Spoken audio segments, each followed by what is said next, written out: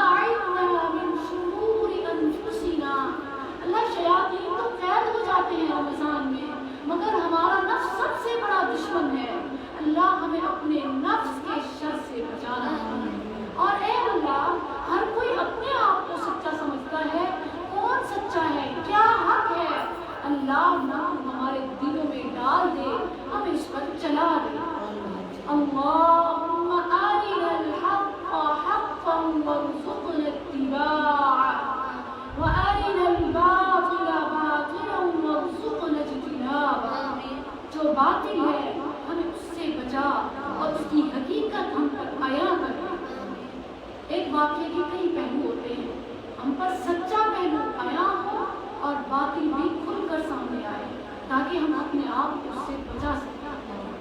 اللہ کے نام کے ساتھ اللہ کے کلام کو ابتدا کر رہے ہیں۔ مبارک ہے وہ کہ جنہیں موقع ملا یہاں آنے کا، سننے کا، اس محفل میں شامل ہونے کا، اور مبارک ہے وہ جو سوشل میڈیا پر ہمیں دیکھ رہے ہیں، سن رہے ہیں۔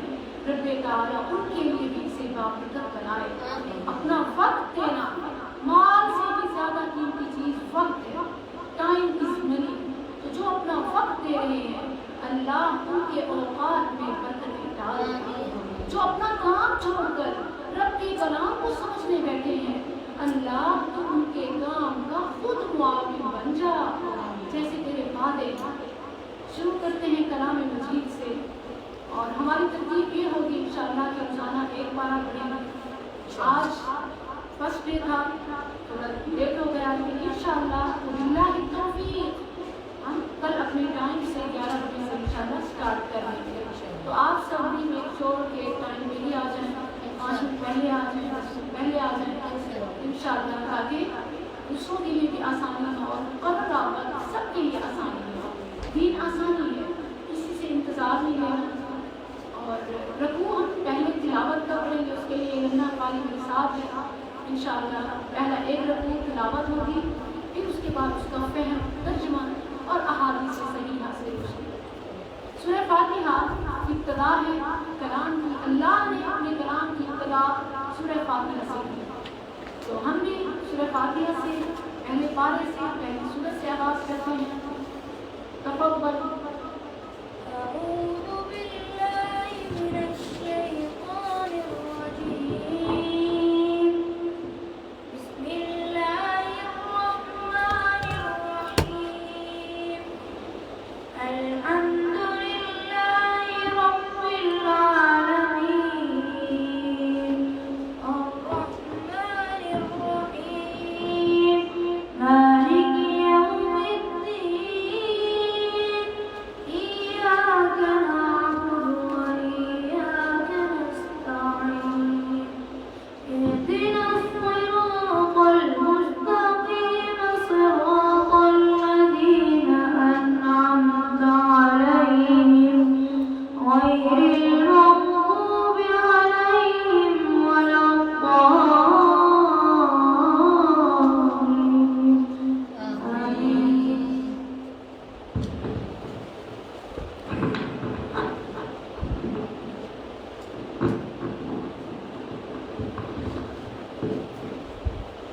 اعوذ باللہ من الشیطان الرجیم، میں پناہ میں آتی ہوں اللہ کی شیطان مردوں سے۔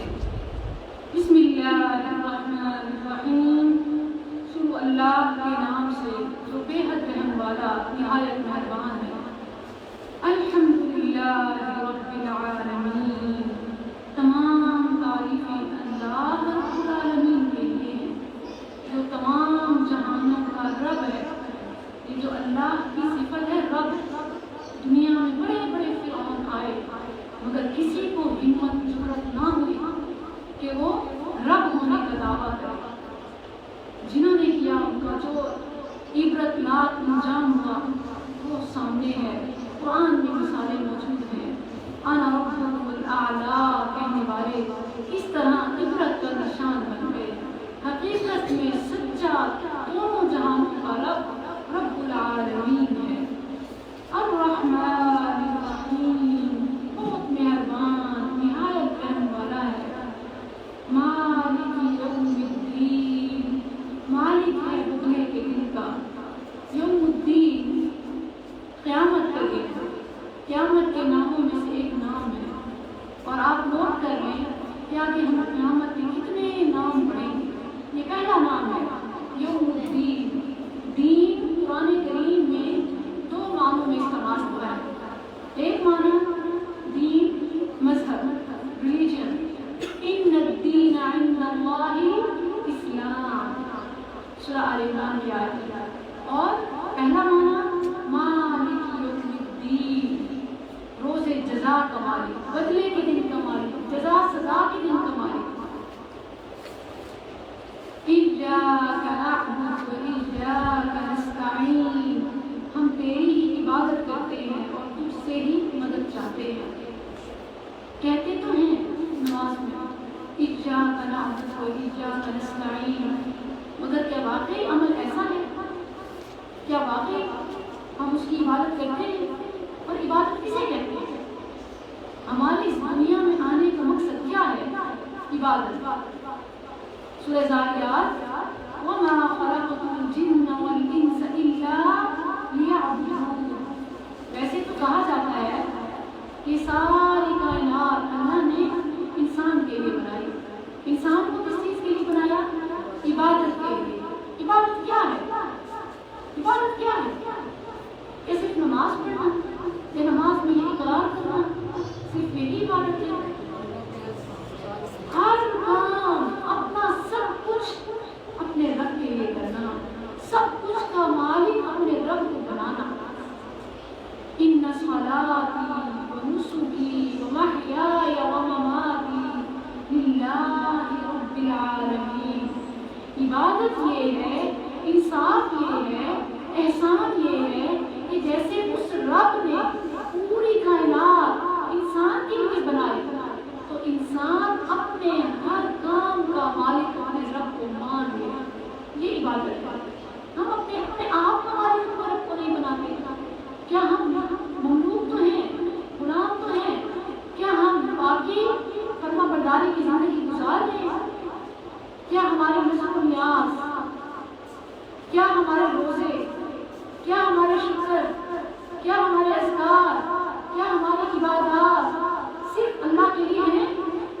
ایاک نعبد و ایاک نستعین صرف کہنا نہیں، عملی طور پر، کیونکہ زبان میں قول میں اور فعل میں اگر تضاد ہوا تو اس کو وہ کیا کہتے ہیں؟ منافق۔ کہے کچھ کرے کچھ تو قول و فعل میں تضاد نہیں چلے گا۔ ایاک نعبد و ایاک نستعین، ہم اسی کی عبادت کرتے ہیں اور اسی سے مدد مانگتے ہیں، اور اگر اس پہلی چیز میں ہم سچے ہو جائیں، صرف اسی کی عبادت کرنے لگ جائیں تو کیا ہوگا کہ اللہ کی مدد کر جائے گا، جس سے آج ہم محروم ہیں۔ ہم کہتے ہیں جب بھی کسی سے کچھ مانگنا ہو نا پہلے خوشامد کرنی پڑتی ہے۔ بچے بھی بھاگ گئے تو پہلے مسئلہ لگاتے ہیں، پھر کوئی فرمائش کرتے ہیں۔ تو ہم نے اپنے رب سے جو سب کچھ لینا ہے پہلے اس کی تعریف کرتے ہیں، اقرار کرتے ہیں ایاک نعبد و ایاک نستعین، لیکن پھر مدد کیوں نہیں مل رہی؟ اس لیے کہ ہم اپنے کہنے میں سچے نہیں ہیں، ہمارا سب کچھ ہمارے رب کے لیے نہیں ہے، بلکہ حقیقت یہ ہے کہ ہم نے سب کچھ اپنے فائدوں کے لیے رکھا ہوا ہے۔ جہاں ہمارا فائدہ ہوتا ہے ہم اس کو مان لیتے ہیں، جہاں فائدہ نہ ہو یا فائدہ تو ہوتا ہے اللہ کا پورا فائدہ کے لیے ہے مگر ہمیں سمجھ نہیں آ رہا ہوتا تو وہاں سے ہم رک جاتے ہیں۔ تو مدد تب ملے گی جب ہم اپنے کہنے میں سچے ہوں گے۔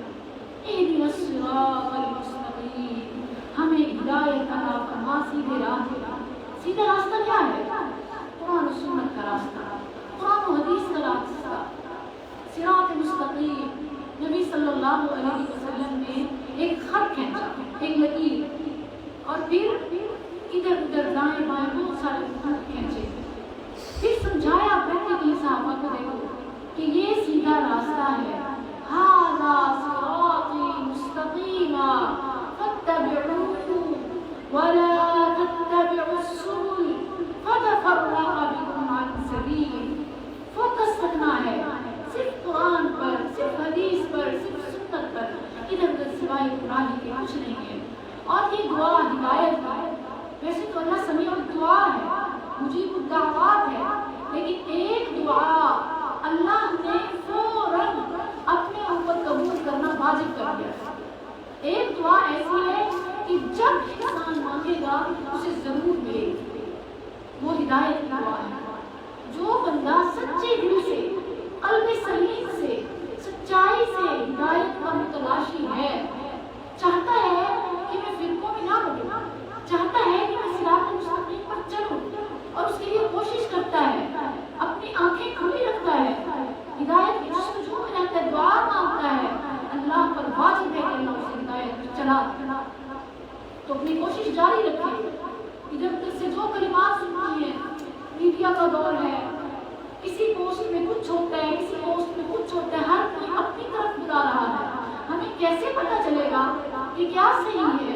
ہدایت کی دعا مانگو، جو اپنے رب سے ہدایت کی دعا مانگتی ہے، جب کنفیوز ہو، جب سمجھ نہیں آ رہا کہ کیا سچ ہے کیا جھوٹ ہے، کہہ دے ایک بار، سچے دل سے کہہ دے اہدنا الصراط المستقیم، تو اللہ پر واجب ہے کہ اللہ سیدھے راستے کی طرف لگائے. صراط الذین انعمت علیہم، راستہ ان لوگوں کا جن پر تم نے انعام کیا. اللہ نے کن لوگوں پر انعام کیا؟ انبیاء اور شہداء، صلحاء. فأولئک مع الذین انعم اللہ علیہم من النبیین والصدیقین والشہداء والصالحین وحسن اولئک رفیقا. کتنی اچھی رفاقت ہے. کس کو یہ ساتھ چاہیے؟ سب کو چاہیے نا. تو پھر اللہ سے کون سا راستہ مانگتا ہے؟ صراط الذین انعمت علیہم غیر المغضوب. اللہ جن پر غضب ہوا ان کا راستہ نہیں. غضب کن پر ہوا؟ یہودیوں پر. وباءوا بغضب من اللہ. آگے بڑھیں گے، قرآن کا فیصلہ ہے. کیوں ایسے ہوا؟ کیونکہ انہوں نے ایسے دعوے کیے کہ اللہ کی لعنت ان پر واجب ہو. اسی بارے میں آگے انشاءاللہ پڑھیں گے. وقالت اليهود يد الله مغلولة غلت أيديهم ولعنوا بما قالوا. انہوں نے کہا کہ اللہ کے ہاتھ بندھے ہوئے ہیں. اللہ نے فرمایا اتنا بڑا کلمہ، بل یداہ مبسوطتان، اللہ کے ہاتھ کھلے ہیں مگر ان کے اپنے بندے ہوئے ہیں. وَلُعِنُوا بِمَا قَالُوا، ان پر لعنت ہے. تو یہ ہے جن پر لعنت ہوتی ہے وہ مغضوب ہیں. یہودی مغضوب ہیں. ہمیشہ سے شروع سے اللہ سبحانہ و تعالیٰ نے ان کی صفات رذیلہ بتائیں اور پھر ہمارے لیے سبق ہے. ایک قوم کی عذاب کی عبرت کی مثال دینا باقی سب کے لیے مثال تنبیہ ہوتی ہے. تو بنی اسرائیل کا جو پہلے بارے میں بار بار تذکرہ ہے مغضوب ملعون، تو وہ مسلمانوں کے لیے جو ان کے والے کام کرے گا، جو ان کے طریقوں کو اپنائے گا، جو ان کو فالو کرے گا، جو ان کی مشابہت کرے گا، انہی میں سے ہے. تو اللہ ہمیں مغضوب سے بچانا. وَلَضَّالِّينَ، گمراہ. کون راستے سے ہٹ گئے؟ گمراہ. اس کو راستے کا ہی پتہ نہ. کون راستے سے ہٹ گئے؟ نصارہ، عیسائی. کہ جو ایک اللہ کو ماننے والے، عیسیٰ علیہ السلام کو ماننے والے نبی، وہ کیسے گمراہ ہوئے کہ سارے ثلاثہ انہوں نے تین معبود بنا لیے. نعوذ باللہ، عیسیٰ بن مریم اور ان کی والدہ مریم اور خود اللہ سارے ثلاثہ کے قائل ہو گئے. اتنی بڑی گمراہی، اتنی بڑی گمراہی کہ ایسے شخص کی تو بخشش ہی نہیں ہے. پورے قرآن کا یہی پیغام ہے، لا الہ الا اللہ لا تشرک باللہ. تو جو شرک کے راستے پر جاتا ہے وہ گمراہی کے راستے پر جاتا ہے. آمین والضالین. آمین. اور یہ دعا آمین کہنا سنت سے ثابت ہے کہ جب بھی کوئی دعا مانگے تو اس پر آمین کہیں. سورہ بقرہ ہے آگے. سورہ بقرہ کیوں ہے بقرہ اس کا نام؟ گائے کا ذکر ہے، مشہور واقعہ. اسی مشہور واقعہ پر اس سورت کا نام ہے سورہ بقرہ. بسم اللہ الرحمن الرحیم. الف لام میم. یہ کتنے حروف ہیں؟ 3. اس کی تلاوت سنیں پھر ترجمے کی طرف کرتے ہیں.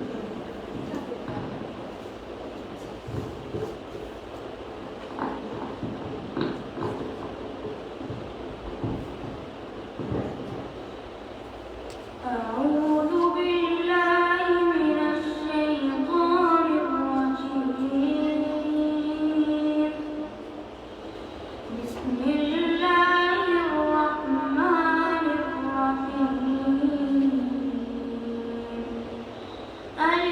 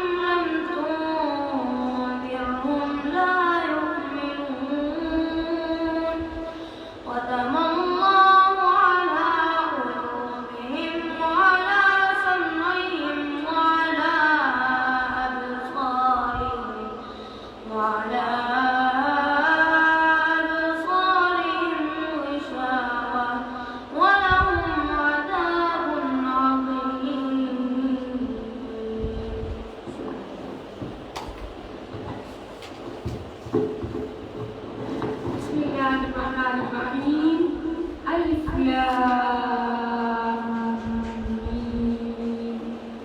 یہ کتنے حروف ہیں؟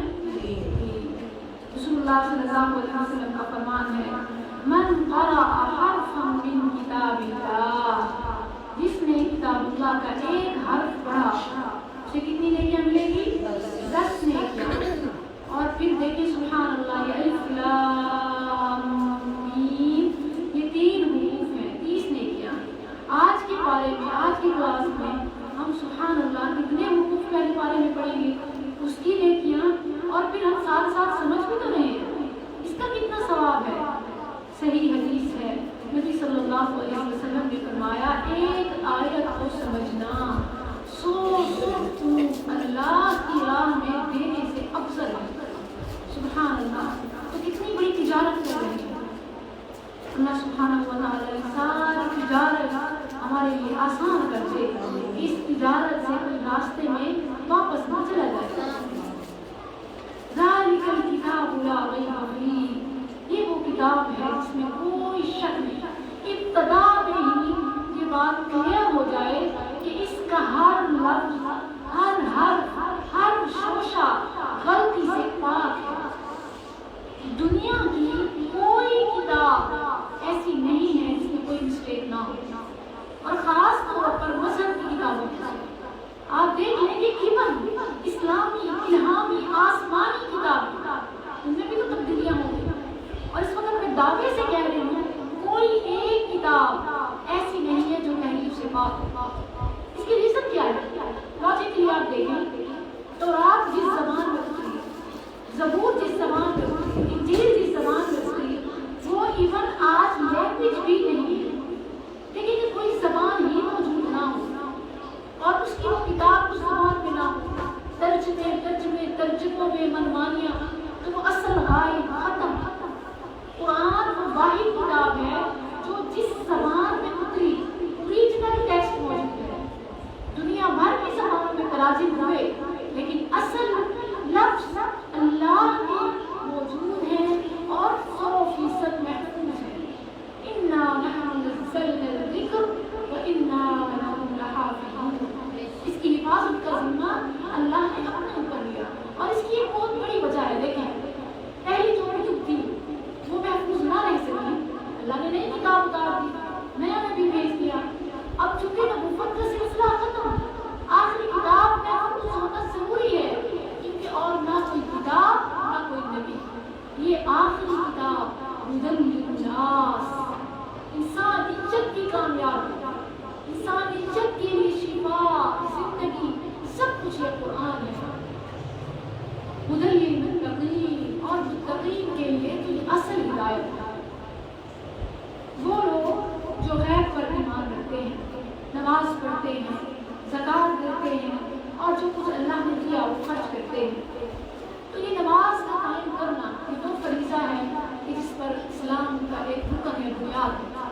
اور پھر ایمان بالغیب، یہ ہمارے ایمانیات میں سے، اور اس میں کتنی چیزیں ہیں؟ 5 چیزیں ہیں. آمنت باللہ وملائکتہ وکتبہ ورسلہ والیوم الآخر، اور پھر والقدر خیرہ وشرہ. یہ وہ چیزیں ان میں سے ایک بھی کم ہو تو ایمان کے بعد ہی اسلام آتا ہے، کیونکہ ایمان دل سے اقرار کا نام ہے اور اسلام زبان سے. ایمان اور اسلام میں فرق کیا ہے؟ ایمان دل سے تصدیق کرنا اور اسلام زبان سے اقرار کرنا. اسی لیے جو لوگ کہتے تھے کہ ہم مسلمان ہو گئے تو ان کے لیے کیا پیغام اترا کہ تم یہ نہ کہو کہ ہم مومن ہو گئے، تو کہتے تو صرف تم مسلمان ہوئے. زبان سے کلمہ پڑھ کر دائرہ اسلام میں داخل ہوتے ہیں، اور پھر اس پر عمل، اور پھر دل سے تصدیق، اور پھر اعمال کا اس کے ساتھ ثبوت موجود ہونا، یہ اصل مومن کہلاتا ہے. اللہ سبحانہ و تعالیٰ ہم سب کو ایمان نصیب کرے، علم کے ساتھ عمل نصیب کرے. یہی لوگ ہدایت پر ہیں اور یہی لوگ کامیاب ہیں.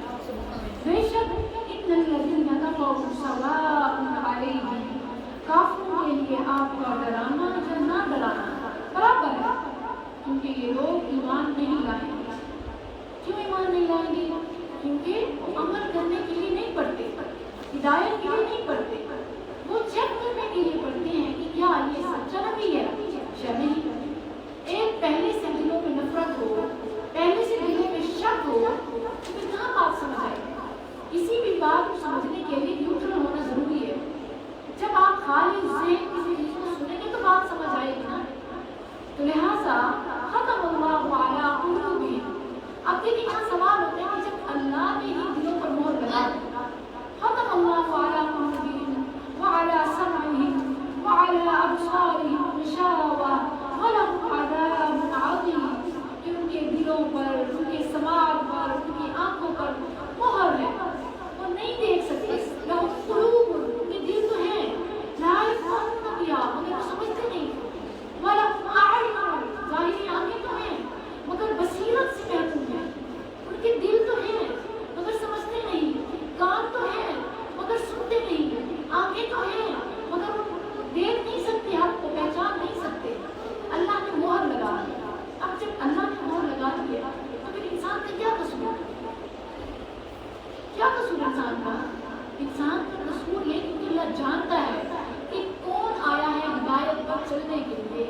جو ہدایت کی تلاشی ہے اللہ اسے ضرور دیتا ہے، لیکن جو منافقت پر ہے، دل میں کچھ ہے، ظاہری طور پر کچھ ہے، وہ محروم رہتا ہے، دلوں پر پردہ ہے، اور ان کے لیے عذاب عظیم ہے، بڑا عذاب۔ وَمِنَ النَّاسِ مَن يَقُولُ آمَنَّا بِاللَّهِ وَبِالْيَوْمِ الْآخِرِ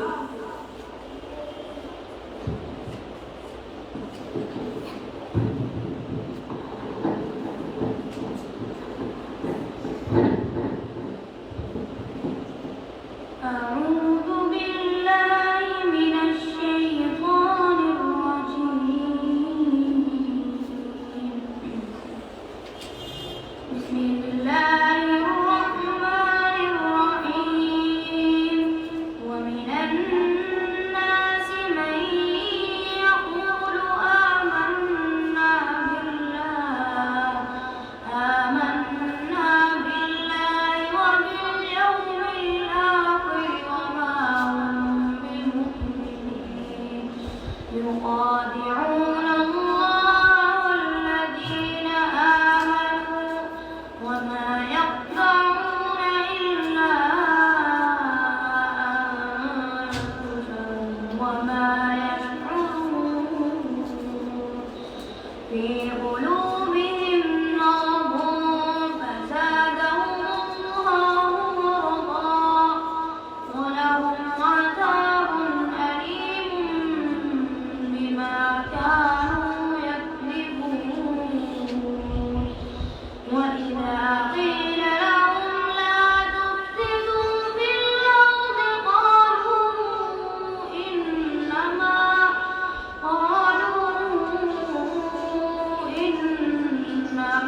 نحن مصلحون ألا إنهم هم المفسدون ولكن لا يشعرون وإذا قيل لهم آمنوا كما آمن الناس قالوا أنؤمن كما آمن السفهاء ألا إنهم هم السفهاء ولكن لا يعلمون وإذا لقوا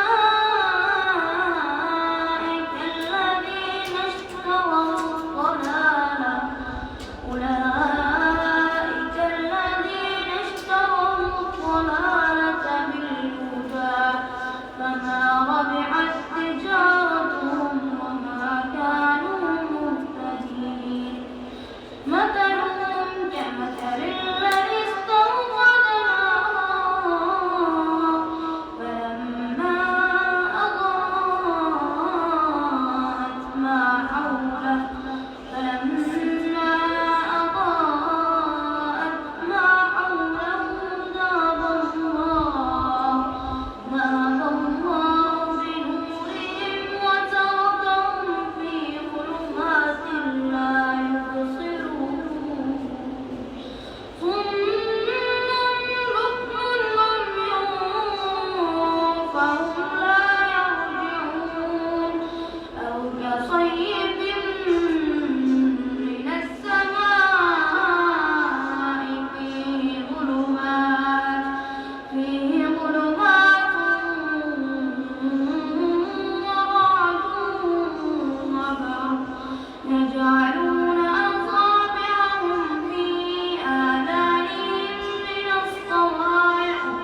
من الصواعق حذر الموت والله محيط بالكافرين يكاد البرق يخطف أبصارهم كلما أضاء لهم مشوا فيه وإذا أظلم عليهم قاموا ولو شاء الله لذهب بسمعهم وأبصارهم إن الله على كل شيء قدير ومن الناس لوگوں میں سے بعض ایسے ہیں جو کہتے ہیں کہ ہم اللہ اور یوم آخرت پر ایمان لائے، مگر وہ اصل میں ایمان نہیں لائے۔ وہ دھوکہ دیتے ہیں اللہ کو اور ایمان والوں کو، اور یہ دھوکہ ان کا ایمان والوں کو اللہ کو نہیں ہے بلکہ ان کا اپنے آپ کو دھوکہ دینا ہے۔ وہ ہمارے کو سمجھ بھی نہیں سکتے۔ تو جو کچھ کوئی اسلام کے خلاف کرتا ہے، دینداروں سے بغض رکھتا ہے، معلمین سے مبلغین سے بغض رکھتا ہے، وہ ان کا کچھ نہیں بگاڑتا، وہ اصل میں اللہ کو چیلنج کرتا ہے۔ حدیث قدسی ہے، اللہ فرماتا ہے من عاد لی ولیا فقد آذنته بالحرب، جو میرے کسی ولی سے دوست سے دشمنی رکھتا ہے وہ گویا مجھے جنگ کرتا ہے، مجھ سے بغاوت کرتا ہے، مجھ سے فقط آذنته بالحرب، مجھ سے اعلان جنگ کرتا ہے۔ ان کے دلوں میں بیماری ہے اور اللہ ان کی بیماری کو اور بڑھا دیتا ہے، اور ان کے لیے دردناک عذاب ہے جو وجود ہوتے ہیں۔ دلوں میں بیماری کیسے آتی ہے؟ کیسے آتی ہے دلوں میں بیماری؟ سب سے پہلے جب ہم گناہ کرتے ہیں تو ایک سیاہ نقطہ رہتا ہے، پھر اگر تو انسان توبہ کرتا ہے تو وہ نقطہ مٹ جاتا ہے، ریزر ہے، ریموور ہے توبہ، وہ مٹ جاتا ہے۔ لیکن اگر انسان توبہ نہیں کرتا اور اسی پر جاری رہتا ہے تو وہ سیاہی بڑھتی جاتی ہے حتیٰ کہ وہ دل سیاہ ہو جاتا ہے۔ یہ ہے دلوں میں بیماریوں کا بڑھنا۔ نبی صلی اللہ علیہ وسلم نے فرمایا کہ جسم میں ایک ایسا ٹکڑا ہے کہ اگر وہ صحیح ہو جائے تو انسان سارے کا سارا ٹھیک ہو جاتا ہے، اور اگر وہ فسد الاعمال کلها، اگر وہ دل کا ٹکڑا خراب ہو جائے تو انسان سارے کا سارا بیمار بیمار ہو جاتا ہے۔ الا وہی القلب، اور وہ دل ہے۔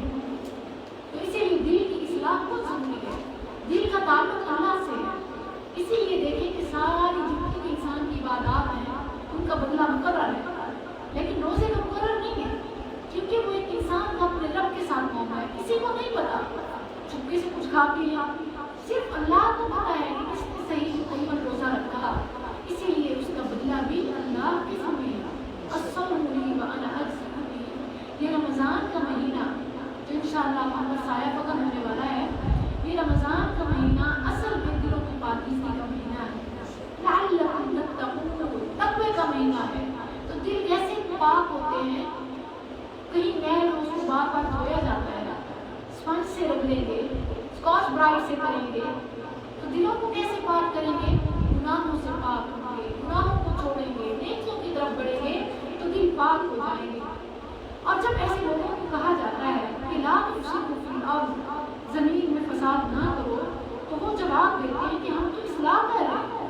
آج دیکھیں کہ اصل میں تو یہ منافقین کی نشانیاں بتائی جا رہی ہیں، لیکن آپ مسلمانوں کا بھی تو یہی عمل ہے. اگر کوئی کہتا ہے کہ آپ غلط کر رہے ہیں نہ کریں تو کہتے ہیں آپ ہماری نیت پہ شک کرتے ہیں. آپ کو ہمارے دل کا کیا پتا؟ ہماری نیت یہ نہیں تھی. تو یاد رکھیں کہ نیت کے ساتھ عمل بھی اہم ہوتا ہے. ایسے نہیں ہے کہ دل آپ کا اچھا تھا اور کام آپ کو ڈر کر نہیں. جہاں اللہ سبحانہ و تعالیٰ نے نیت کی بات کی وہاں اعمال کے ساتھ جوڑا.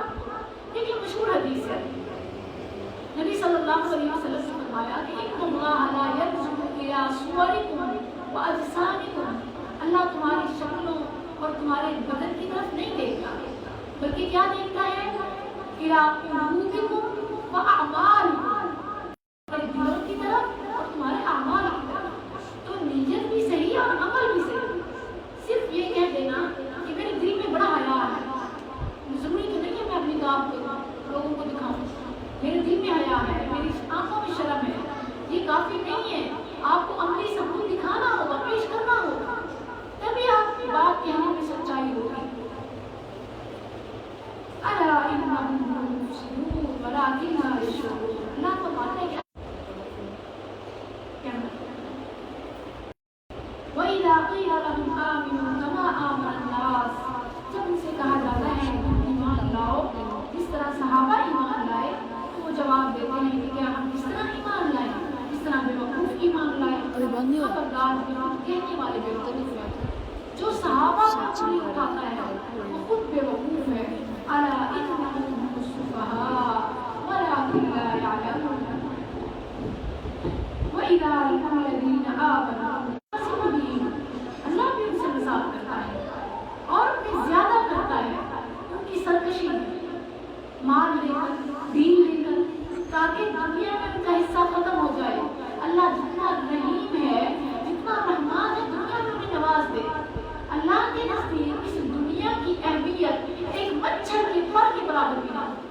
اور اگر اس دنیا کی مال کی زینت کی اہمیت اللہ کے ہاں کچھ تھوڑی سی بھی ہوتی تو اللہ کافر کو ایک گھونٹ پانی کا بھی نہ دیتا. اللہ کی نزدیک کوئی ویلیو نہیں ہے. تمہیں دنیا چاہیے جاؤ دے دو دنیا، لیکن مالا فی آخرت من خلاق، پھر آخرت میں کوئی حصہ نہیں. تو اللہ نے انہیں دین دی اور وہ اپنی نافرمانیوں میں بھٹک رہے ہیں. اولئک الذین اشتروا الضلالہ، یہی وہ لوگ ہیں جنہوں نے گمراہی کو ہدایت کی. تو دنیا پر کمپرومائز کرنا پڑے گا. آخرت ہم دنیا کو بنائیں گے تو آخرت لا محالہ بھولے گی، آخرت لا محالہ پیچھے جائے گی. اللہ فرماتا ہے جس طرح تم زندگی گزار رہے ہو تم دنیا کو ترجیح دے دو. بل تؤثرون الحیاۃ الدنیا والآخرۃ خیر وابقیٰ، تم دنیا کی زندگی کو ترجیح دیتے ہو جبکہ آخرت باقی رہنے والی ہے. ان کی مثال اس شخص کی ہے جس نے آگ جلائی. جب اس نے آگ جلائی تو آس پاس روشن ہو گیا تو اللہ نے ان کے روح کو لے گیا اور انہیں اندھیروں میں چھوڑ دیا. اب وہ نہیں دیکھ سکتے. مثلهم كمثل الذي استوقد نارا، نبی صلی اللہ علیہ وسلم نے جو قرآن کا پیغام سنایا یہ ایک آگ ہے، روشنی ہے جو تمام گمراہوں کو راستہ دکھاتی ہے. لیکن ہوا کیا کہ وہ روشنی دیکھ کر راستے کو پاتے اور اس پر چلتے. انہوں نے کیا کیا؟ اس آگ میں ہی گر گئے. قرآن سے گمراہ ہوئے، قرآن سے گمراہ ہوئے کیونکہ وہ ہدایت کے لیے نہیں سنتے تھے، وہ مذاق کے لیے، تبسم کے لیے، دھوکہ دینے کے لیے. تو اس آگ میں گر گئے. اور یہ روشن کرنے والا آگ کون ہے؟ نبی صلی اللہ علیہ وسلم. ابو ہریرہ رضی اللہ عنہ بیان کرتے ہیں نبی صلی اللہ علیہ وسلم نے فرمایا میری مثال آگ روشن کرنے والے شخص کی طرح ہے. جب آگ سے اس کا آس پاس روشن ہو گیا تو پروانے اس میں گرنے لگے. آگ جلانے والے نے انہیں بچانے کی بھرپور کوشش کی لیکن وہ بے قابو ہو کر گرتے رہے. بس میں تمہیں آگ سے بچانے کے لیے پیچھے سے پکڑتا ہوں مگر تم اس میں گرتے جاتے ہو. بہرے ہیں، گونگے ہیں، اندھے ہیں، بس وہ نہیں لوٹیں گے. آنکھیں ہیں دیکھ نہیں سکتے، کان ہیں سن نہیں سکتے، دل ہیں سمجھ نہیں سکتے. یا آسمان سے بارش کی طرح کہ جس نے اندھیرے میں گرج اور بجلی کی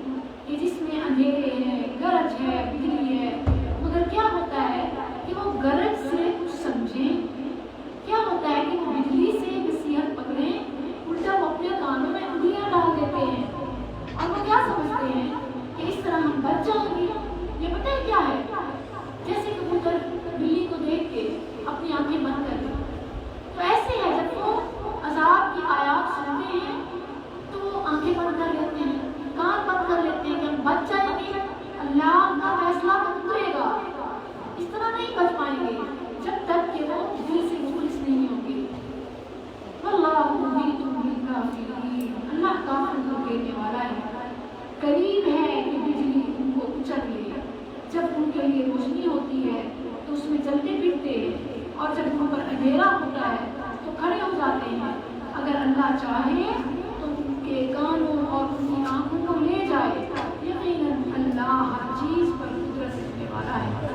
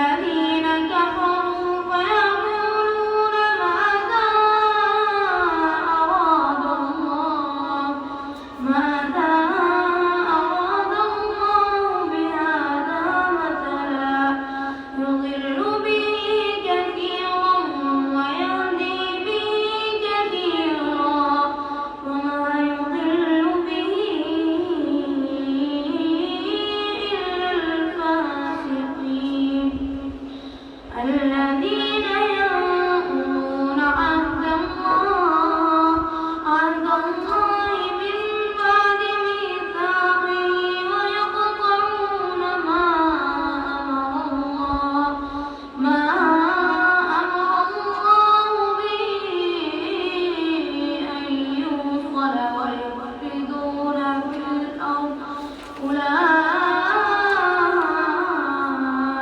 هم الخاسرون كيف تكفرون بالله وكنتم أمواتا فأحياكم ثم يميتكم ثم يحييكم ثم إليه ترجعون هو الذي خلق لكم ما في الأرض جميعا ثم استوى إلى السماء فسواهن سبع سماوات وهو بكل شيء عليم وإذ قال ربك للملائكة إني جاعل في الأرض خليفة قالوا أتجعل فيها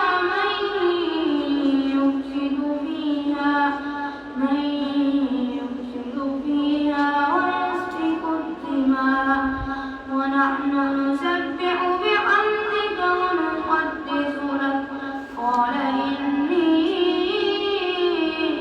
أعلم ما لا تعلمون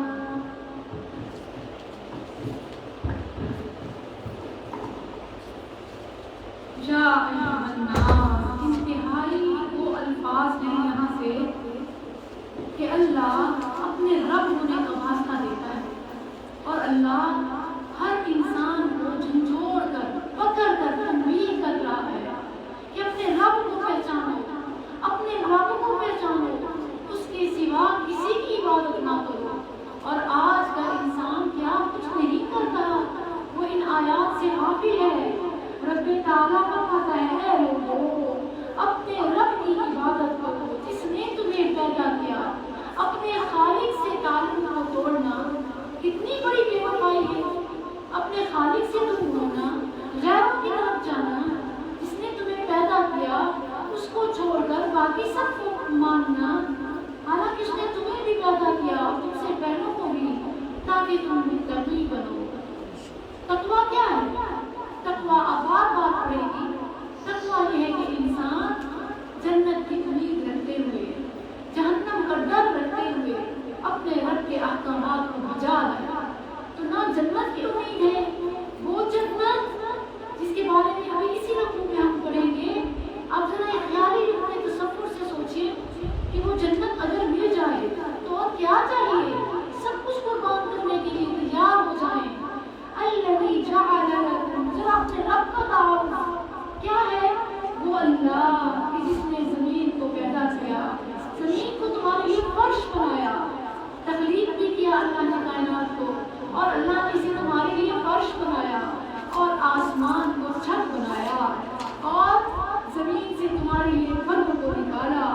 تو فلا تجعلوا للہ اندادا، اللہ کے سوا کسی کو شریک نہ بناؤ، کسی کو بھی اندادا، کوئی بھی۔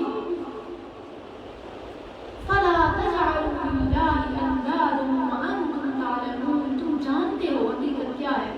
کیونکہ اگر تعصب سے ہٹ کے دیکھیں تو سوائے خالق کے کوئی نہیں ہے تو اس نظام کو چلا رہا ہے۔ ہر کائنات کی ایک ایک چیز میں نشانی ہے جو گواہی دیتی ہے کہ وہ اللہ ایک ہے۔ اگر بہت سارے خدا ہوتے تو کیا اختلاف نہ ہوتا، فساد نہ ہوتا؟ لو کان فیہما آلہۃ الا اللہ لفسدتا، کوئی کہتا ہے ان کو نوازنا ہے، کوئی کہتا ہے ان کو نہیں نوازنا، انہیں نوازنا ہے، کوئی کہتا کہ یہاں سردی ہو، کوئی کہتا نہیں یہیں گرمی ہو، تو نظام اپوزٹ چلتا۔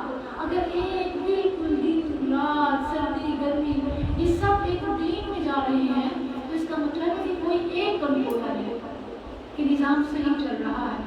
اور اگر پھر بھی تمہیں شک ہے جو ہم نے اپنے بندے پر نازل کیا تو چلو اس جیسی کوئی صورت بنا لے۔ عربی میں ہے نا، تم بھی عربی ہو، بنا لو اس جیسا کوئی کلام، ایسے حروف کو ملانا، ایسی کوئی آیات جو پڑھنے والے کو سکون دے، جو سمجھنے والے کو سبق دے، جو راستے دینے والوں کو راستہ بتائے، جو ایک وقت میں شفا بھی ہو، روشنی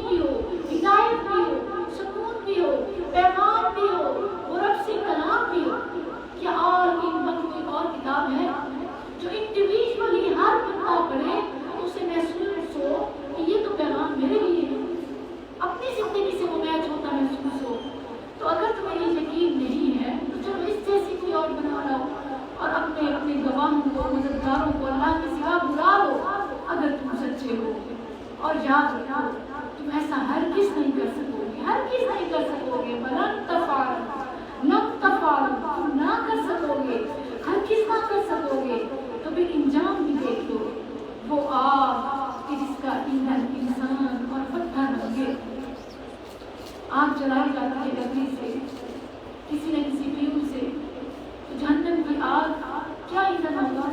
انسان اور پتھر. اس قدر خوفناک ہوگی جو انسانوں کو نگل کر بھڑکے اور وہ کافروں کے لیے تیار کی گئی ہے. پورے قرآن کریم میں ایک اسلوب ہے، جہاں جہنم کا ذکر ہوا وہاں جنت کا ذکر آیا، جہاں گناہ گاروں کا انجام بتایا وہاں نافرمانوں کا بھی بتایا، تقریب کا بھی بتایا. تو یہاں جہنم کے ذکر کے بعد آگے جنت کا ذکر ہے. خوشخبری دے دیں ان لوگوں کو جو ایمان لائے، جنہوں نے نیک عمل کیے، ان کے لیے ایسے باغات ہیں جن کے نیچے نہریں بہتی ہیں. جب کبھی انہیں کوئی پھل دیا جائے گا وہ اسے دیکھتے ہی پہچان لیں گے کہ دنیا میں بھی ایسے ہی پھل ہوا کرتے تھے. بس وہ نام یاد آ جائے گا، کیونکہ کوئی اجنبی چیز ہوتی ہے تو انسان تھوڑا سا پریشان ہوتا ہے کہ یہ کیا ہے. جنت یہ کو کسی قسم کی پریشانی نہیں ہوگی، وہ دیکھتے ہی پہچان لیں گے کہ ہاں دنیا میں بھی ایسے تھے. مگر ذائقے، ان کی کوالٹی اتنی بے مثال ہوگی. نبی صلی اللہ علیہ وسلم نے فرمایا، اللہ فرماتا ہے، حدیث قدسی ہے، اعدت لعبادی الصالحین، میں نے نیک بندوں کے لیے ایسی ایسی نعمتیں تیار کر رکھی ہیں کہ ما لا عین رأت، جو کسی آنکھ نے دیکھی نہیں ہے. سرپرائز. ولا اذن سمعت، کسی نے سنا بھی نہیں ہے کہیں سے کیا چیز ہوگی. ولا خطر علی قلب بشر، آج تک کسی دل نے اس کی امیجنیشن نہیں کر سکا، کوئی دل میں اس کا خاکہ بھی نہیں بنا سکا. قرآن کریم سے پڑھ لو. فلا تعلم نفس، کوئی نہیں جانتا، ما اخفی لهم من قرۃ اعین، اللہ نے جنتیوں کو سکون پہنچانے کے لیے، ان کی آنکھوں کی ٹھنڈک کے لیے کیا کچھ تیار کر رکھا ہے. تو یہ انعام ہے متقین کے لیے. اور ساتھ ساتھ کیا ملے گا؟ وہ اتو بھی متشابہہ، اس سے ملتی جلتی بے شمار چیزیں ہوں گی. اور وَلَهُمْ فِيهَا أَزْوَاجٌ مُطَهَّرَةٌ، ازواج کا ویسے تو ترجمہ بیویاں کیا جاتا ہے، لیکن اس کا لفظی ترجمہ، لغوی ترجمہ جوڑا ہے. زوج جوڑا، بیوی ہے تو اس کا خامد ہے تو بیوی. یہاں پر بیویوں کا تذکرہ تو ہے کہ خامد کے لیے اس کو بیوی پاکیزہ مل جائے گی، لیکن بیوی کے لیے خامد کا نہیں ہے. کیونکہ جو جنت کی خاتون ہے وہ شرم و حیا کا پیکر ہے، دنیا میں بھی اور آخرت میں بھی. مومنہ کی، متقیہ کی جو صفت ہے وہ حیا ہے. اس کے لیے اس کے زوج کا نام لینا بھی اس کے گالوں پر سرخی لانا ہے، شرم ہے، حیا ہے. تو اسی لیے یہاں نام نہیں لیا. مگر نہ حدیث میں ثابت ہے، نبی صلی اللہ علیہ وسلم نے فرمایا کہ نیک بیوی کو نیک خامد ملے گا اور نیک خامد کو نیک بیوی ملے گی. تو دنیا میں جنہیں پرفیکٹ پارٹنر نہیں ملے وہ صبر و شکر سے زندگی گزارے. یاد رکھیں کہ دنیا میں کوئی چیز پرفیکٹ نہیں ملتی، یہ دنیا ہے، آخرت نہیں ہے. صبر کریں. ذرا امراۃ فرعون کی مثال دیکھیں، اس نے کس کے ساتھ گزارا کیا. اور ہم الحمدللہ مسلمان تو ہیں، باقی کبھی خدائی ہر انسان میں ہوتی ہے، کوئی پرفیکٹ نہیں ہوتا. اور اس نے اتنا صبر کیا کہ ان کے ساتھ گزارا کیا اور اپنے رب سے اس کے بدلے میں جنت مانگی. جب اپنی زندگی میں کہیں سے بھی کسی رشتے سے پریشانی، بے وفائی ملے تو کیسے دعا مانگے؟ جیسے امراۃ فرعون نے مانگی، رب ابنی لی عندک بیتا فی الجنہ، اے اللہ میرے لیے اپنے یہاں محل تیار کر دے. اللہ گھر اس سے اچھا عطا کرنا، گھر والے بھی اس سے اچھے عطا کرنا. ہاں جن کو اپنے گھر والوں سے محبت ہے وہ ساتھ بھی مانگ سکتے ہیں. اے اللہ ہمیں یہی ساتھ ہم سب کو اکٹھا جنت میں نصیب کرنا، اور جن کے انجام متفرق ہوں گے، کیونکہ اہل جو ہے وہ نیکوکاروں کا ساتھ ہوگا. جیسے نوح علیہ السلام کا بیٹا کیونکہ اہل میں نہیں تھا، تو جو نیک ہے وہ فیملی اکٹھی ہوگی، جو نیک نہیں ہے اللہ ان کو جنت میں فیملی عطا کرے گا. یہ ہے وَلَهُمْ فِيهَا أَزْوَاجٌ مُطَهَّرَةٌ وَهُمْ فِيهَا خَالِدُونَ، اور وہ اس میں ہمیشہ رہیں گے. إِنَّ اللَّهَ لَا يَسْتَحْيِي مِنَ الْحَقِّ، اللہ جو ہے حق بات سے نہیں شرماتا. أَن يَضْرِبَ مَثَلًا مَا بَعُوضَةٍ، کہ سمجھانے کے لیے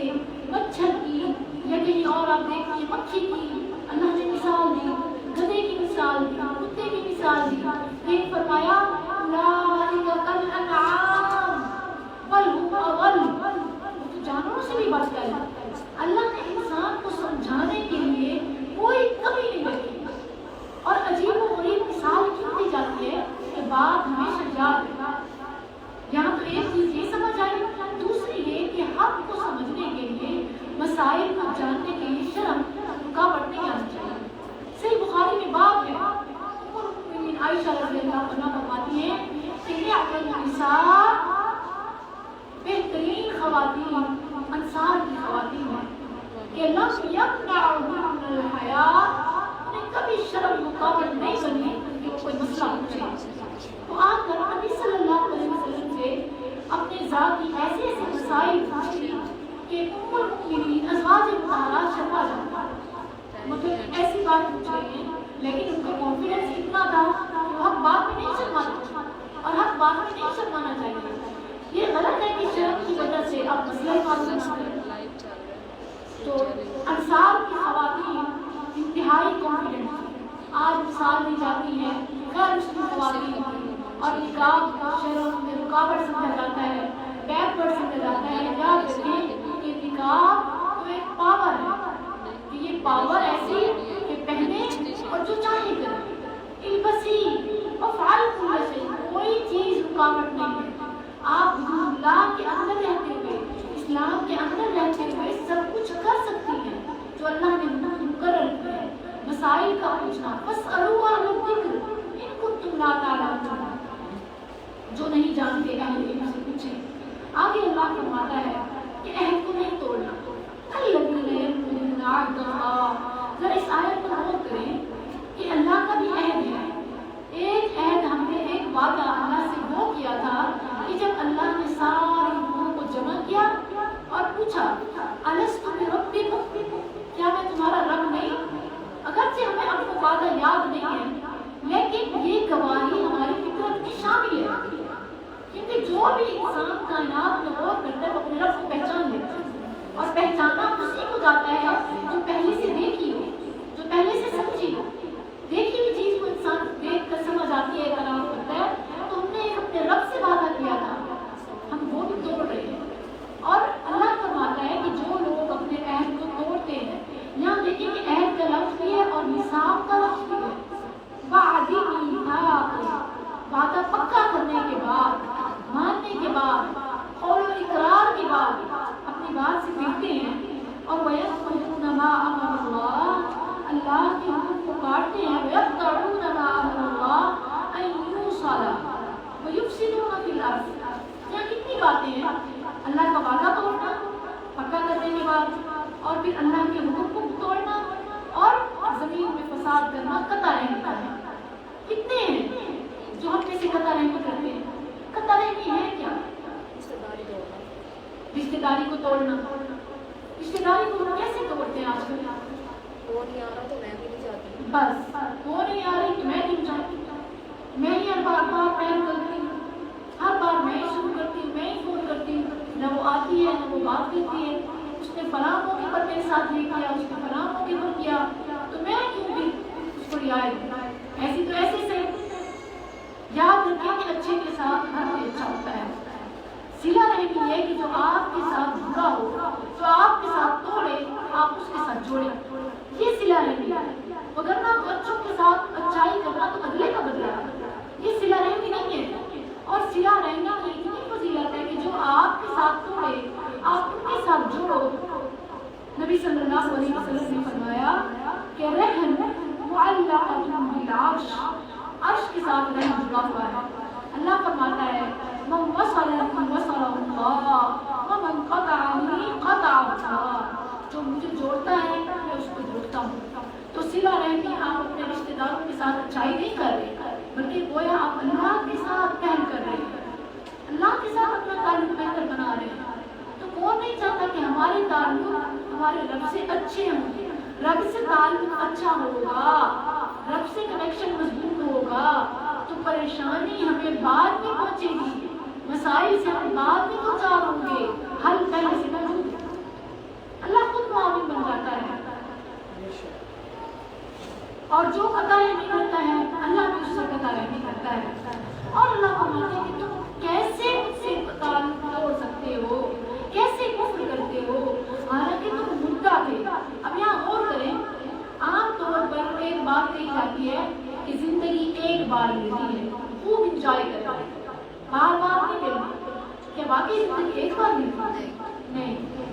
زندگی اصل میں 2 بار ہوتی ہے، زندگی ایک بار نہیں ملتی. دیکھیں اللہ کا فرمان ہے کنتم تکفرون باللہ وکنتم امواتا، پہلے ہم نہیں تھے، ہماری تخلیق نہیں تھی، ہم دنیا میں جب تک نہیں آئے تھے تو ہم عدم تھے، نہیں تھے.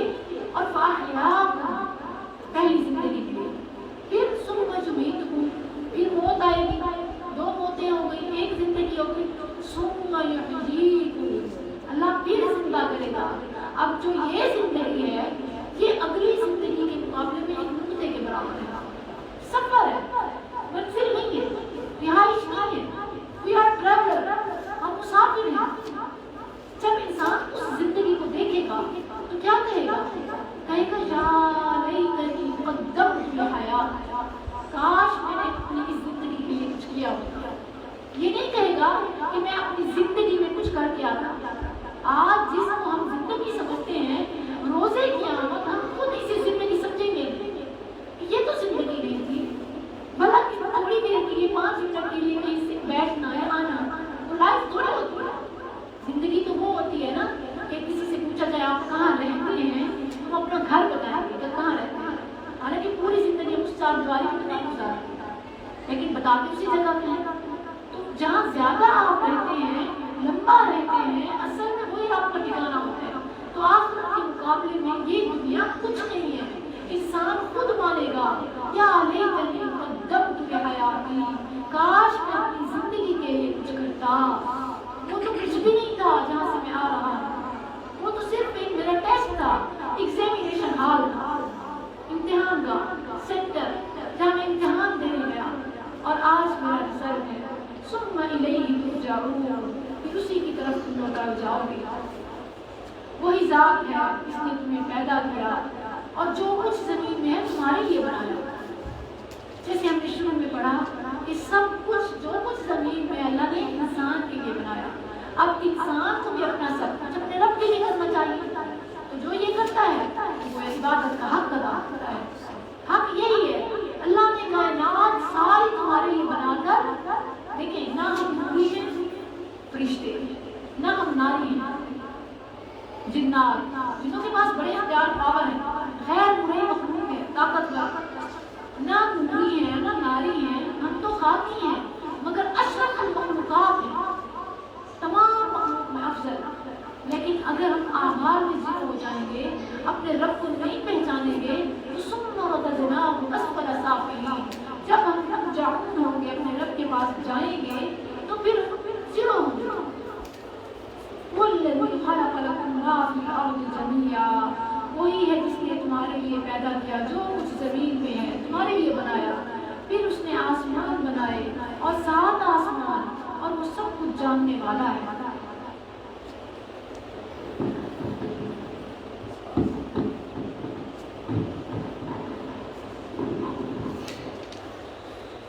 وَإِذْ قَالَ رَبُّكَ لِلْمَلَائِكَةِ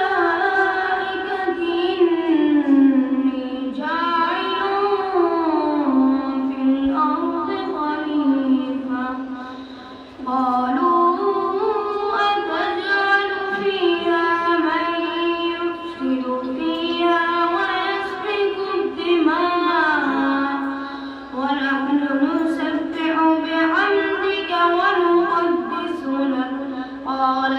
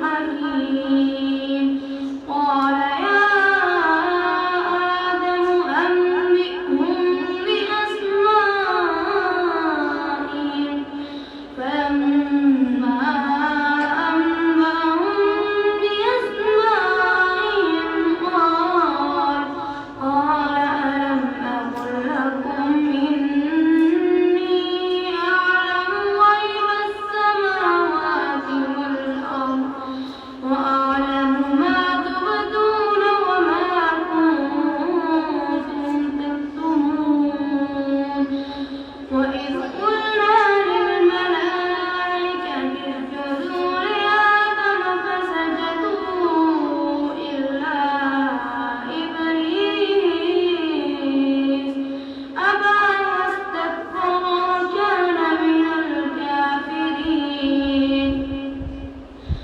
وقلنا يا آدم اسكن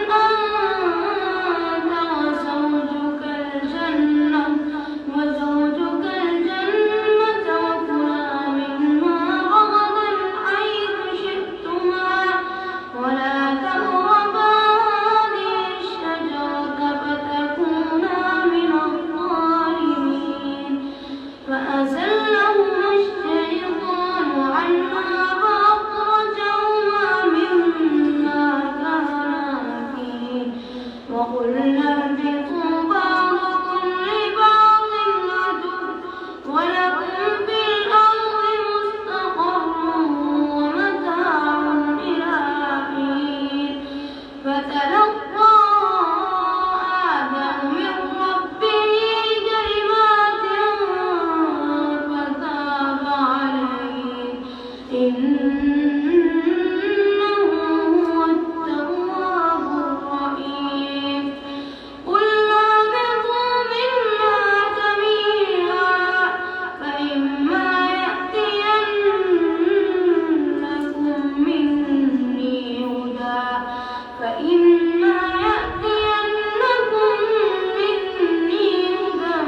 فمن تبع هداي فلا خوف عليهم ولا هم يحزنون والذين كفروا وكذبوا بآياتنا أولئك أصحاب النار هم فيها خالدون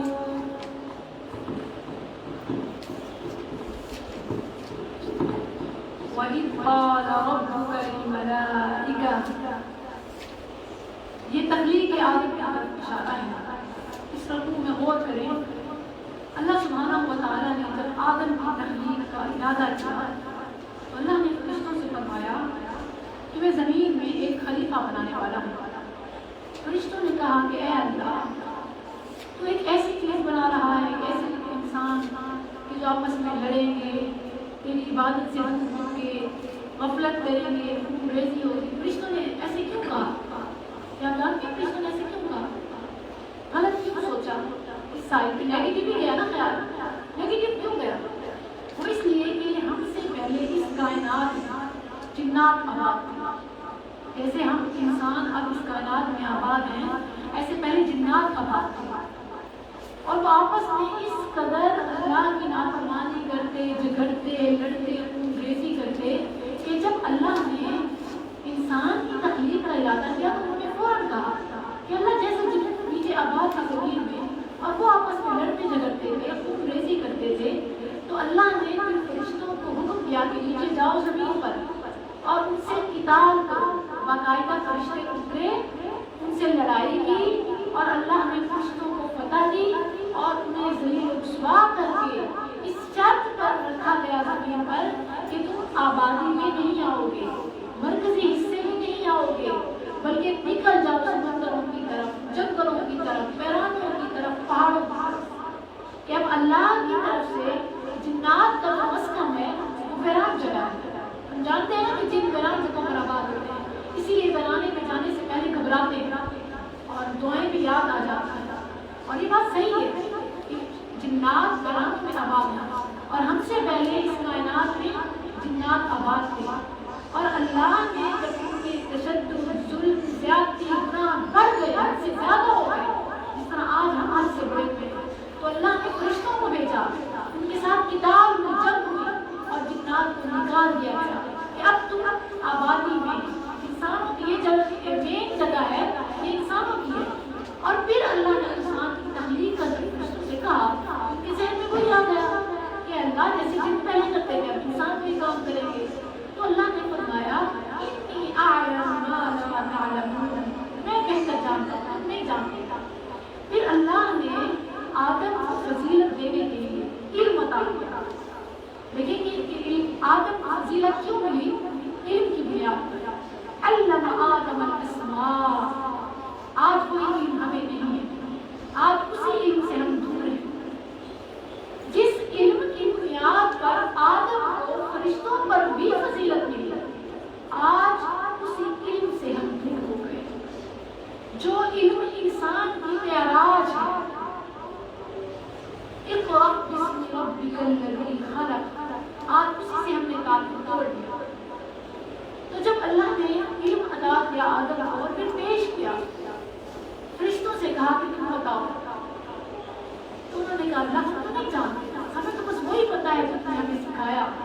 پھر اللہ نے آدم علیہ السلام کی برتری کے لیے انہیں حکم دیا کہ آپ سناؤ. تو آدم علیہ السلام نے جب وہ اسماء سنائے اور پھر اللہ نے فرشتوں کو حکم دیا کہ سجدہ کرو. سب نے سجدہ کیا. اللہ کا حکم تھا, سب سجدے میں گر گئے سوائے ابلیس کے.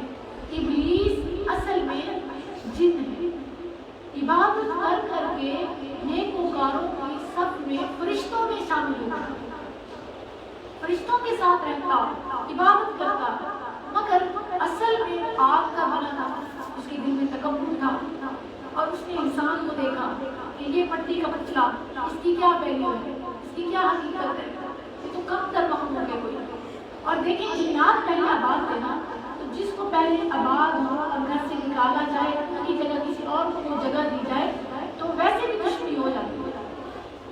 جنات تو ویسے انسان سے دشمنی اس وجہ سے تھی, اور پھر انسان ابھی تو آباد نہیں ہوا تھا, لیکن اللہ نے جو حکم دیا اس نے تکبر کیا, غلطی مجھ سے کی, ہم سے بھی غلطیاں ہوتی ہیں. اور پھر آدم علیہ السلام نے بھی ایک غلطی کی تھی. اللہ نے فرمایا تھا لا تقربا هذه الشجرة فتكونا من الظالمين, اگر قریب جاؤ گے تو ظالموں میں سے ہو جاؤ گے. اور کافی لمبا عرصہ آدم علیہ السلام جنت میں آباد رہے, کافی لمبا عرصہ. اور اللہ نے ان کے ساتھ ان کا ساتھ ہی اما حوا کو بھی پیدا کر دیا, اور وہ دونوں اکٹھے اچھے زندگی گزار گئے. شیطان ابلیس ان کو باہر باہر سے دیکھتا تھا اور پھر حیران ہوتا تھا کہ یہ کیا چیز ہے. آخر اس کی نظر صحیح حدیث میں ہے کہ آدم علیہ السلام کے پیٹ پر گئی. اس نے دیکھا کہ یہ اس کا ویک پوائنٹ ہے, یہیں سے میں اسے گمراہ کر سکتا ہوں. اب دیکھیں کہ آج کل جتنے فتنے وہ ہمارے پیٹ سے شبہات اور شہوات. پیٹ کی بات کریں, شہوت کی بات کریں, دل کی بات کریں, دل میں وسوسہ آتا ہے جو انسان کو برائی کی طرف لے جاتا ہے. شبہے آتے ہیں, وہم پڑتے ہیں, وہ انسان اور ادھر پیٹ پالنے کی خاطر انسان حرام تک کا ارتکاب کر دیتا ہے. اور دوسری چیز شہوت ہے, پیٹ سے نچلا حصہ جو انسان کو برباد کرتا ہے. اگر آج ہم دونوں چیزوں پر کنٹرول کر لیں, شکوک پر, شہوات پر اور شبہات پر, تو ہم بچ سکتے ہیں. شیطان یہیں سے ہم پر حملہ ہوتا ہے, دل میں وسوسہ ڈالتا ہے, اور تب بھی آدم علیہ السلام کے دل میں وسوسہ ڈالا. فوسوس لهم الشیطان, شیطان نے وسوسہ ڈالا کہ تمہیں معلوم ہے تم کیوں اللہ نے منع کیا کہ اس درخت کے قریب نہ جانا, اسی لیے کیا ہے کہ اگر تم اس درخت کے قریب چلے گئے تو تم پھر ہمیشہ جنت میں رہو. تو ابلیس نے کہا آدم علیہ السلام کو کہ تم یا تو ہمیشہ جنت میں رہنے والے بن جاؤ گے یا فرشتے بن جاؤ گے. تو آدم علیہ السلام غور کیا کہ ایسے ہے تو دنیا میں کھا لیتا, اور وہ اس درخت کے قریب چلے گیا. لیکن قرآن کریم میں ذکر نہیں ہے کہ وہ کون سا درخت تھا, شجرہ کا درخت. مفسرین روایات میں بیان کرتے ہیں کہ وہ گندم کا دانہ. یہ تفصیلی روایات صحیح بھی ہو سکتی ہیں, غلط بھی ہو سکتے ہیں, اس کا کوئی باقاعدہ پروف نہیں. اللہ عالم جو بھی تھا, ایک غلطی آدم علیہ السلام سے ہوئی اور ایک غلطی شیطان سے ہوئی. آدم علیہ السلام نے فوراً فتاب علیہ, آدم علیہ السلام نے فوراً اللہ سے معافی مانگی. کیا معافی مانگی تھی آدم علیہ السلام نے؟ ربنا ظلمنا انفسنا وان لم تغفر لنا وترحمنا لنكونن من الخاسرین. آدم علیہ السلام نے دعا کی, فتاب علیہ, اللہ نے وہ دعا قبول کر لی. لیکن شیطان ڈٹ گیا. تو آج جو انسان غلطی کر کے ڈٹ جاتا ہے وہ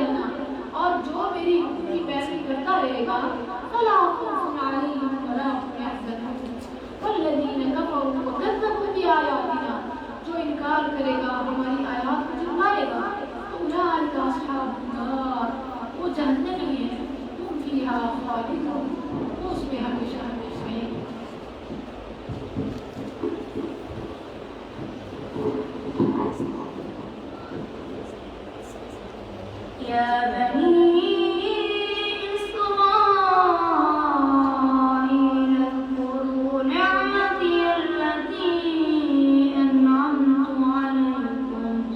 أنعمت عليكم وأوفوا بعهدي أوف بعهدكم وإياي فارهبون وآمنوا بما أنزلت مصدقا لما معكم ولا تكونوا أول كافر به ولا تشتروا بآياتي ثمنا قليلا.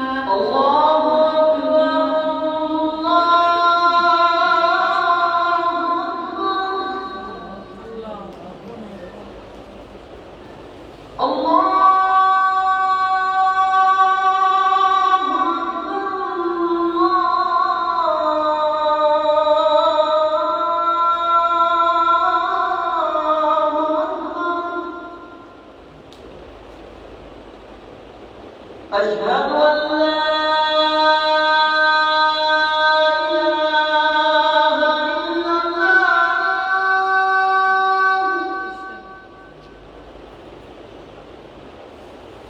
أشهد أن لا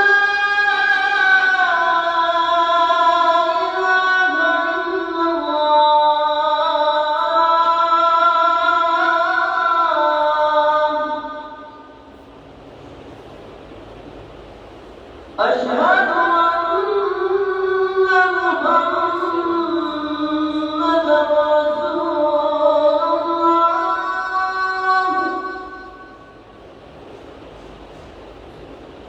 أشهد أن محمدًا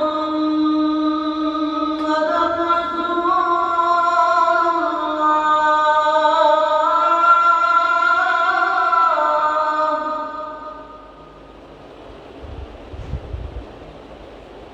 حي على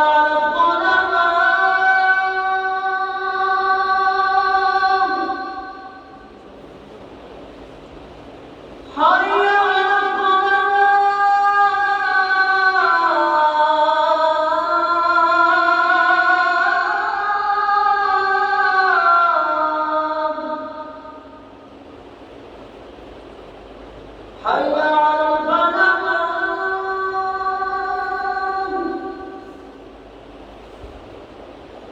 حي على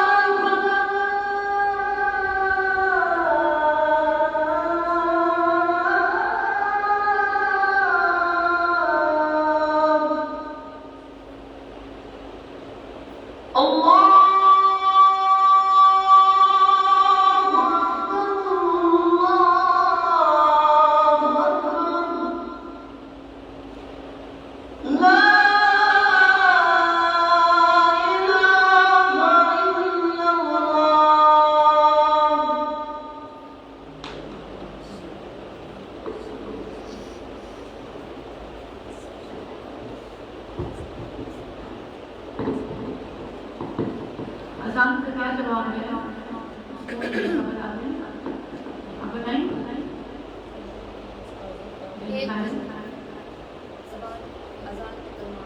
اذان کی کلمات صاف صاف پڑھنا. اسے حی علی کہتے ہیں. لا حول ولا قوت الا باللہ. جب حی علی الصلاۃ حی علی الفلاح سنیں تو لا حول ولا قوت الا باللہ. باقی الفاظ ویسے ہی ریپیٹ کرتے ہیں. اذا سمعتم النداء فقولوا مثل ما يقول المؤذن. جیسے مؤذن کہتا ہے ویسے. پھر جب پوری اذان کا جواب دے دیں اس کے بعد ثم صلوا علیہ. پھر درود ابراہیم پڑھنا ہے. اور درود ابراہیم اللهم صل على محمد وعلى آل محمد كما صليت على إبراهيم وعلى آل إبراهيم إنك حكيم مجيد. اللهم بارك على محمد وعلى آل محمد كما باركت على إبراهيم وعلى آل إبراهيم إنك حكيم مجيد. بعد نبی صلی اللہ علیہ وسلم کا فرمان کہ میرے لیے ثم صلوا لی الوسیلہ، میرے لیے وسیلے کا سوال کرو۔ وسیلے کا کون سا؟ اللہ نے ایک مقام ہے، مقام محمود، جو اپنے نبی کو عطا کرنا ہے، اور ہم اس کے لیے دعا مانگیں گے۔ وہ دعا کیا ہے؟